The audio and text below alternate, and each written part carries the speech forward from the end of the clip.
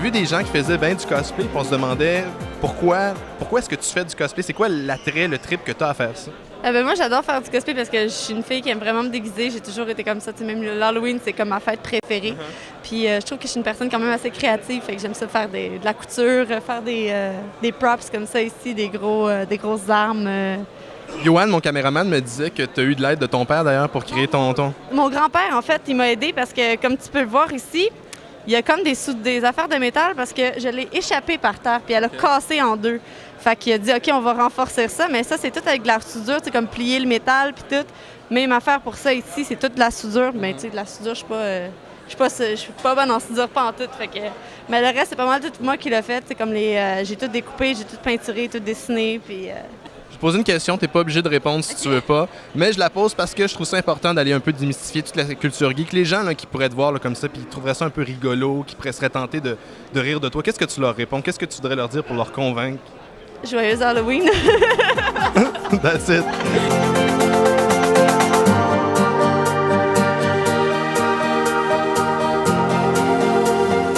On va déranger Jimmy. Get off my lawn, you damn kids! Bonjour tout le monde. Vous reconnaîtrez Jimmy Susan. Ça va, Jimmy? Oui, ça va, toi? Écoute, je vais te demander... on a toujours du bruit à chaque fois qu'on a des entrevues avec toi. C'est quoi l'importance pour toi de venir à une convention comme ça à Montréal, au Québec? Ben, c'est très, très, très important. C'est parce que c'est le monde qui donne la valeur à notre travail, là. Moi, je suis là pour le monde, tu sais. Je suis là pour représenter le Québec. Tu vois le petit drapeau ici, là. C'est pour vous, ça, là. You know?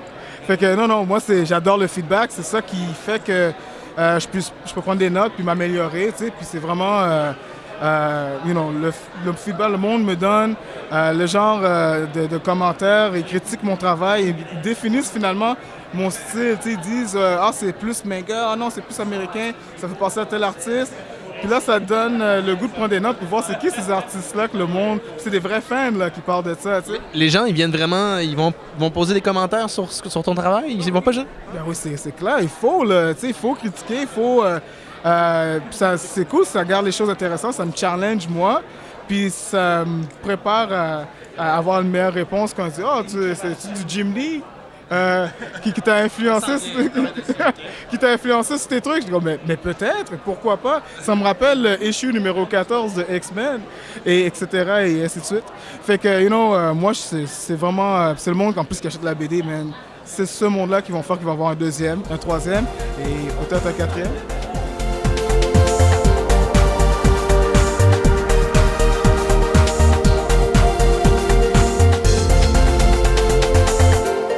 Ça coûte combien, mettons, se faire un costume comme ça, complètement en résine? Là?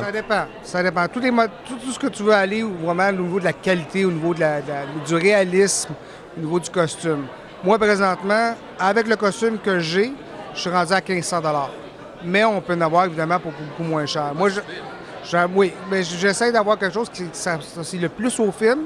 Je suis très, très proche de la réalité au niveau du réalisme au niveau du film, mais ça a pris quand même un certain temps à faire et surtout un certain montant d'argent. Là, vous m'avez montré juste avant là, un petit blaster. Là. Je veux que tu m'expliques parce que ça a vraiment l'air d'un props du film. Je trouve ça assez génial, mais c'est relativement simple là, comment vous avez créé ça. Ouais, c'est un blaster qu'on retrouve chez Toys R Us, chez Walmart. Celui qu'on retrouve, il est blanc. C'est le blaster de Stormtrooper. On a tout simplement peinturé en noir et on a fait venir un kit de résine par Internet qu'on rajoute pour donner un peu plus d'authenticité au niveau du film. Et moi, j'ai rajouté évidemment des petites lumières qui ne sont pas dans le film, tout simplement, juste pour avoir un peu plus de réalisme. Comme le viseur, ça, c'était pas là. C'est juste des choses que j'ai rajoutées pour juste avoir, au lieu de regarder un point noir, je vois quelque chose à regarder.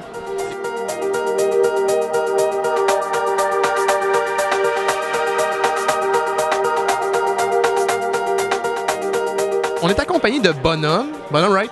Oui, en fait, je suis le BDiste le plus fort de toute la convention. On le dira pas trop fort parce qu'il y a du monde qui ont des guns laser dans le coin là-bas. Mais présente-nous donc un peu ce que tu fais, là, Bonhomme. Oui, moi, en fait, j'ai lancé là, un mois, c'est la première montréalaise. La première universelle était là, à peu près un mois. C'est donc les aventures de Cubercule et la reine de Lydis, ou Lydix. Je ne sais pas comment on le prononce, en fait, parce que c'est ça qui est... Non, ben c'est ça qui est très des BD. Tes écrits, t'es dis pas nécessairement, tu sais. Mais c'est de la mythologie géométrique. La mythologie géométrique. Oui, c'est un traité de mythologie géométrique. C'est c'est Hercule, finalement. C'est les mythes d'Hercule qui sont pris au mode géométrique. Donc, Cubercule, ben, c'est ça, il est tout en cube. Et puis, au lieu d'Aphrodite comme déesse de l'amour, eh bien, c'est Arondite, donc tout en courbe et très voluptueuse. Parce que j'ai certains intérêts pour les femmes plus charnues. Est-ce que tu te publies toi-même? Est-ce que c'est ta compagnie d'édition? Oui, ça fait bien fancy parce que c'est écrit éditions Sombrero Comics, mais en réalité, c'est juste chez nous. Non, c'est absolument publié à compte d'auteur. Et puis, c'est des petits tirages, c'est 100 copies, mais c'est le fun, c'est ça, j'ai trouvé le cahier du livre, je me permets d'épluguer parce qu'ils font vraiment de la belle job. Et puis, ce qui est le fun, ils font des belles reliures sur des petits tirages. Et puis, ça permet des livres de vivre. Fait que ça, c'est vraiment génial. Qu'est-ce que tu penses de la BD québécoise ici, là, au Québec?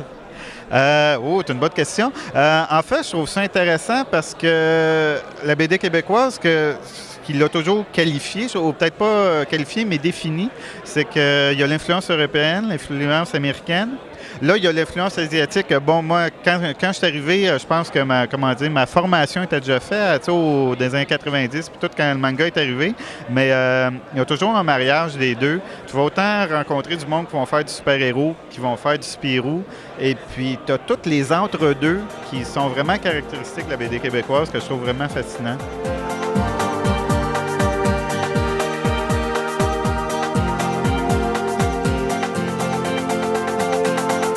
Est-ce qu'éventuellement tu souhaites vivre de ton art ou ça va être tout le temps un petit projet en the side comme ça? Pour la BD, moi, tel quel, je suis concepteur graphique, je travaille pour un petit studio. Donc, oui, à quelque part, puis c'est pas de l'art, c'est des comics. C'est de l'art. Non, c'est de l'art. Les jeux vidéo, c'est de l'art. Malgré ce que le juge a dit en Californie, c'est de l'art. Moi, là, le rock'n'roll, là, moi, j'aimais ça avant que les 4 pouilleux de Liverpool décident de prendre 6 mois pour faire un album intelligent.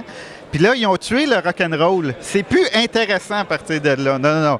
Oui, je peux reconnaître que la bande dessinée peut être une forme d'expression artistique, mais j'ai pas des prétentions artistiques. J'ai des prétentions de faire des affaires le fun. J'aime ça parce qu'on a des artistes sympathiques au Québec. On n'a pas des gens qui se pognent la tête, là. Je fais vraiment ça pour mon plaisir. Et puis, je pense que c'est sain de faire ça puis de dire je vais m'amuser en faisant ça. Je fais vraiment ça à condo. Tu sais, je travaille comme de 0 à 3 heures par semaine. En fait, je travaille avec deux autres de mes chums. Normand Bilodeau qui fait des comics en ligne, Les Aventures de Finn, puis un autre, Grégoire Bouchard. Il a fait entre autres Planet Twist, qui est l'aventure des Jaguars, notre groupe de surf québécois. Et puis, à tous les mardis, c'est systématique. On se réunit.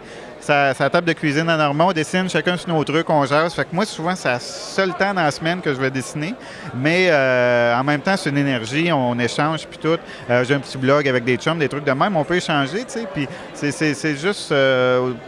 mais c'est sûr que quand on finit un comic, là, puis là, t'en jases à du monde, puis t'as plus besoin d'expliquer tes idées. T'arrives et puis ils existent, ils ont un support. Ils se tiennent par eux-mêmes. Là, à ce moment-là, c'est sûr, c'est fascinant. Puis ça donne le goût. Tu disais, bâtard, pourquoi ça m'a pris 5 ans de le faire? J'aurais dû en faire 8 dans ce temps-là, tu sais. Mais d'un côté, je l'ai fait comme je voulais. Je l'ai fait au rythme que je voulais. Et puis, je suis content du résultat. Fait que je pense que c'est ça le but. Bonhomme, merci. Tu salueras le bonhomme carnaval pour nous autres. Oui, bien, c'est sûr. Parce que ça, une infinité, peu de gens le savent, mais on a une poignée de main secrète entre bonhommes. Petit bonhomme Pillsbury, capitaine bonhomme, bonhomme carnaval, bonhomme Michelin. Watch out.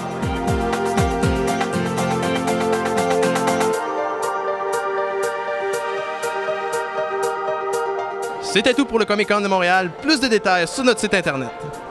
Puis, c'est toi qui tires en premier?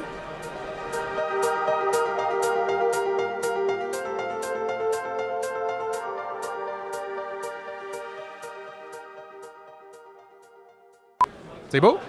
I'm a lead farmer!